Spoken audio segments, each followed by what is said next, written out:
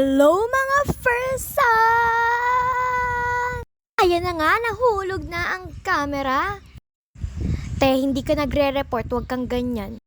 So ayan nga guys, ang ulam ko nga pala ngayong gabi ay hotdog at saka itlog.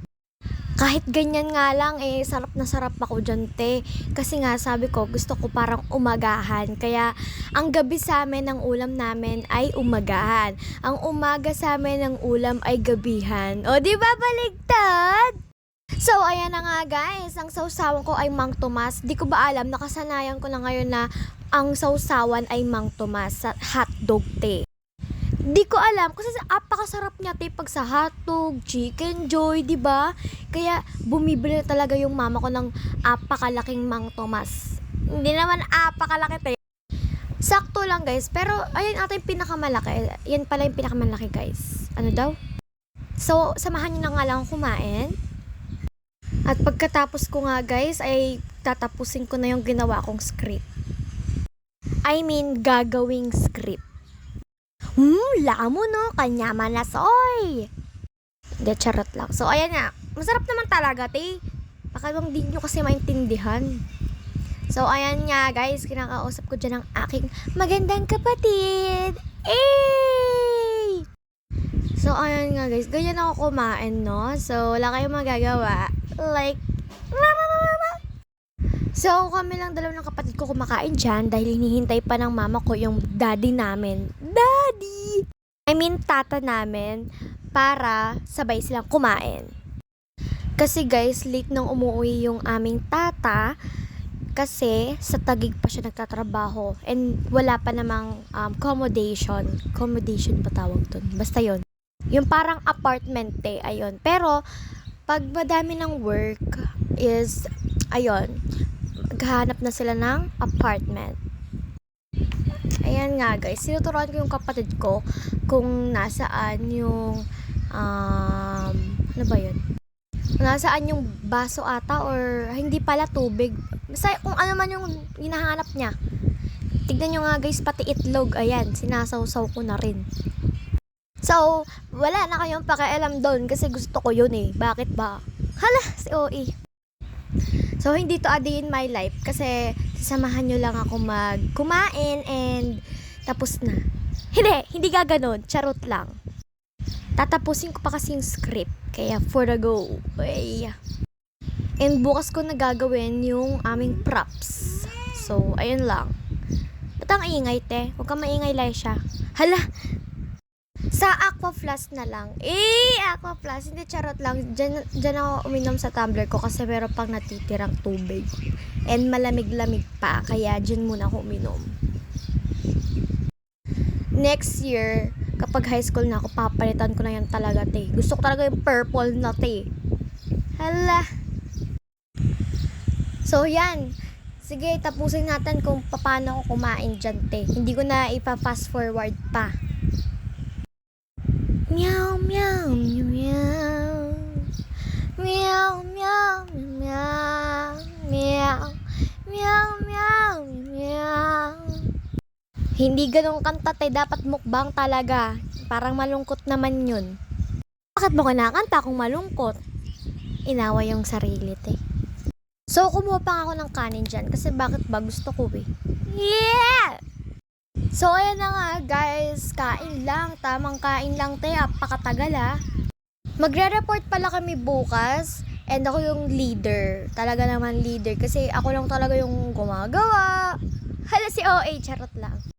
So, ayun nga guys, ako yung leader, and syempre ako yung gumagawa ng props, pero syempre, dapat meron din silang ambag. So, nag-aambagan sila kahit piso-piso, dos-dos, 5 piso para sa print, props, kung ano man yan, te. And para din sa Manila paper. And ako lang siguro guys yung leader nila na ang strict talaga. Hala si Oy. Pero wag silang mag-alala, te, kasi nagpapatawa naman ako. And ayan, kumuha pa nga ako ng pangalawang kanin. Ano yun? Yung pangalawang kanin, te. I mean, pangalawang kanin. Dami yung pang ino-OA dyan. So, hinipan ko kasi mainit. O yan, sige, yan o, pakainit yan o, yan o. Sige, sige, labanan mo, kinain mo eh, sinubo mo eh. Pangmadalasan eh. Ano daw? Pangmadalasan eh, ha? Pandalasan eh kasi te. So, ayan na nga te. Okay, laban. Napakainit ha. So, hindi mo na ako mag-voice over dito, tapusin nyo na lang.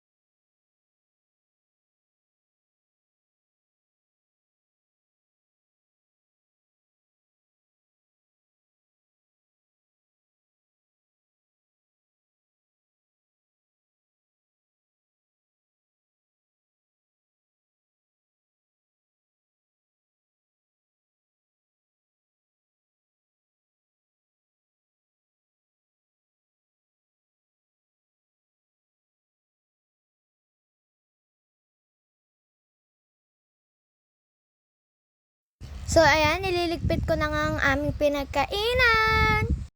So, balang araw, te, pag dumating talaga yung panahon talaga, te, yung right time. Right time. Ay, te, talagang papaayos ko to. Yung ano namin, bahay namin, papapintura ko talaga yan. Hala si OA. Pero, di ba, malay mo, dumami talaga yung mga dumating na blessing. O, di ba? Pack! Thank you, Lord, kagad. So, ayan nga, guys. Medyo energetic ako ngayon, ha. So, o yan, nag-tissue pa ako. Kalaguna. Hindi, wag ganon. So, ayan na nga, guys, yung nagawa kong props. Itataas lang nila yan. Pero madami pa akong gagawin. And tignan nyo nga yung Sun Angel ko, tsaka bag ko, apakadumi na, te. For the Celine. And mali pala ako dyan, guys. Nung kahapon, na-realize ko na mali, guys, yung sinulat ko. Yung sinulat ko dun, guys, is until July 10 to 11. And wag kayo mag-alala, wala akong business. Sa report lang namin yun. Business ko, yun, pagtitinda ng sticker. Pero, ayan, pang report yan. Tignan nyo naman, ang ganda ng kapatid ko. Charot. Ba't mo pa chinarot? Ang ganda naman talaga. So, ayan nga, guys. Naloko na talaga ako sa charot-charot na yan. Kaya, mali-mali na naman. So, yung until July 10 to 11, mali po yan. Dapat 11 to 12. So, hindi ko pa niyan nakikita na mali na ako. Kaya, tingnan nyo naman, pabida-bida siya dyan, no? Sige, di niya alam, mali na yung sinulat niya dun. Kaya, gawa na tayo ng script ko, te. Yan palang nagagawa ko, diba? Kabog. So, bukas is last props ko na and practice. Kaya, kailangan talagang kumabog ka dyan, te. Dapat perfect ka! Perfect tayo sa report natin, te, ha? Charot, wag kang OA dyan. Binabasa ko na nga dyan, te, kung tama ba talaga. Halata namang stress na siya, diba? Hala! So, ayan nga, guys. Group 1 kami. And kailangan talaga kabog. Ang OA mo. Okay lang na mag-report ako araw-araw. Wag lang mag-solve ng math, eh. Di wag ka na mag-aral kung ayaw mag-solve ng math. Charot! Pero totoo, aminin ko, mahirap talaga ang math. Pero kung talagang talent mo ng pagsosolve, madali lang sa'yo yun, ti. Para sa akin talaga, ti, hindi, eh. Pero matataas naman grades ko sa math. Di lang ako nakaka-perfect. Hindi talaga ako nakaka-perfect. Nung kinder ako, doon ako nakaka-perfect. Ay, grade 1 ata. Kasi plus lang yun eh. Malamang te, grade 6 ka na ngayon, hindi ka na grade 1. Huwag kayong mag-alala te, pangalan ko yan, letter L, Lay, A. So, ayan nga guys, yung nagawa kong script. Yan, basahin nyo. Di nyo mabasa. Diba? Ang galing ko talaga. Mali yun nakasulat dyan, pero hindi ko pa rin nahalata na mali. Kaya, ayan, kine-correction tape ko na dyan kasi sabi ko bakit 10 yung nakalagay, dapat 11 to 12. I mean, yes. 10, 11, ha? Ang golden ah. So, basta yan, sisirain ko na yan dyan kasi nga, nakalimutan ko mali yung ginawa ko, kaya, ayan na. Diyan ko na marirealize. Ang topic kasi namin, paano ma-impress yung mga people sa business namin. Pwedeng product, pwedeng service. Like salon, ganun te. Naisip ko, massage and facial. Yung sa amin, facial massage, body massage, skincare treatment, and eyelash extension. Diba? Kami lang te yung service ang ginawa. Kaya lahat sila produkto, kaming group 1 lang ang service. Diba? Nag-iisa! Sabi ng teacher namin, pwedeng mag-presentation like report sa harap or discussion. Pwede namang commercial, like patalastas. Pero gusto ko yung nagre-report kasi minsan natatawa ko sa commercial, kaya report ang pinili ko. And magde-discuss ako sa harap, like report nga te. Ayan na nga guys, nagle-lettering ako na hindi naman maganda ang lettering. Kabog. Pinaghandaan ko talaga yan te. Pawis at tsaka puyat yan. Ika.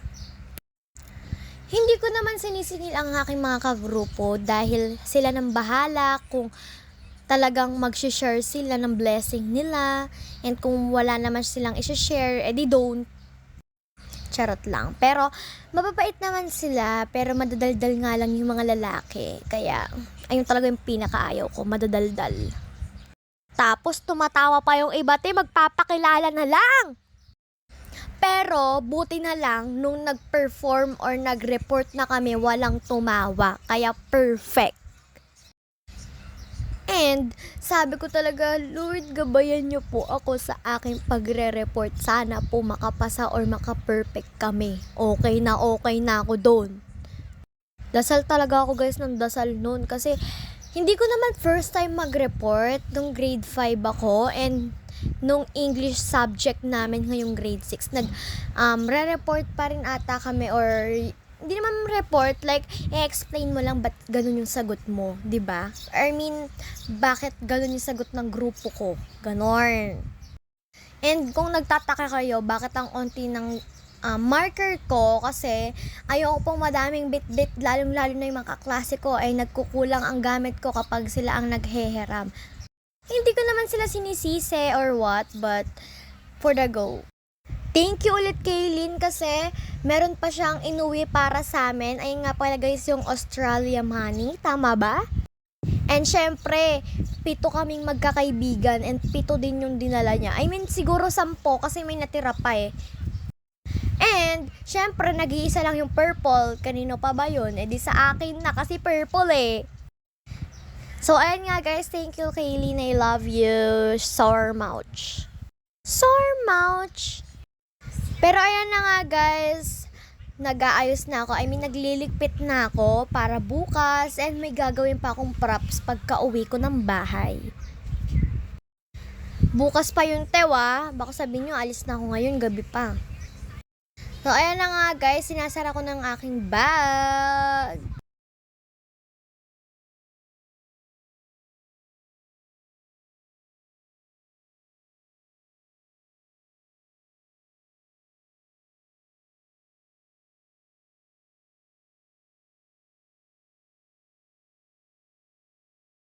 So, ayan nga guys, yung envelope ko, dyan ko nilalagay yung mga test paper. Basta organize na organize yan, may mga pangalan. And ayan nga guys, nilagay ko na yung script, yung props na bond paper na itataas nila kapag sinabi kong our promo. I mean, our shop has a promo. Ganon. Tapos itataas nila yung te. Diba? Perfect? Ayan nga guys, organize na organize. Diba? Kabog. Tingnan nyo, pati envelope ko purple, diba? Halatang hindi talaga mahilig sa purple. Hala, kabog ka dyan. So, ayan nga guys, ayan naman, bumili akong sling bag. Dapat pink, pero sabi ko, hindi naman ako masyadong mahilig sa pink, kaya i-white na lang natin. And yung secret na Sony Angel, dyan ko siya nilagay. O, diba? Kabog, ang ganda talaga, te! Ginagamit ko yan pag nag-e-exam kami. And isang beses ko lang yan guys nagamit. Bakit isang beses lang? Kasi po, nagsamatib kami, malamang isang araw lang namin natapos yon, kaya isang beses lang. And ayan nga yung marker na yan is, hindi ko alam kung ano gagawin ko dyan, pero ayan, tatabi ko na pala. And ayan nga guys, nagmamaganda na naman siya dyan, oh, perfect. So ayan na nga guys, oh, sige nga, araw ka nga te, aura.